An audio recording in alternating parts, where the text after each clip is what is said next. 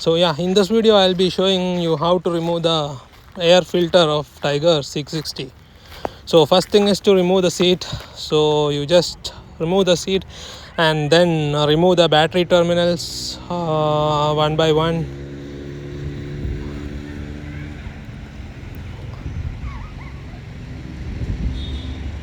So once you remove the terminal, you just unplug the two screws. You just push it up, then it comes out easily on both sides. Yeah, so you just have to press it and just get it out like this. It's pretty much easy. Yeah, it's a bit hard, but yeah. Okay, next thing is to remove the panels from both sides, left and right. It's just clipped, so you just remove it with your hand, just like that. Just pull it, it will come out both sides. Yeah, then the next thing will be to remove the two screws.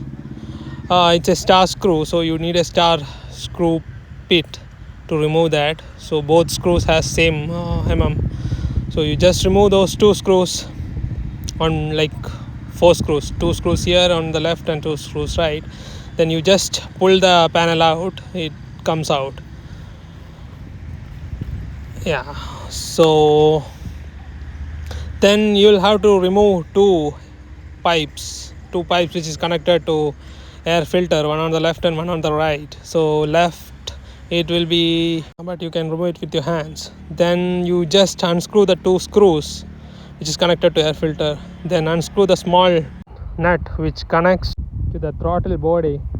Then you just take the air filter out, then you just cover your throttle body with some cloth so that no dust goes inside. Also cover the two pipes left and right with some tissue paper or something so that nothing goes inside that. Then you have to remove all the screws in the air filter. Then just take the air filter out.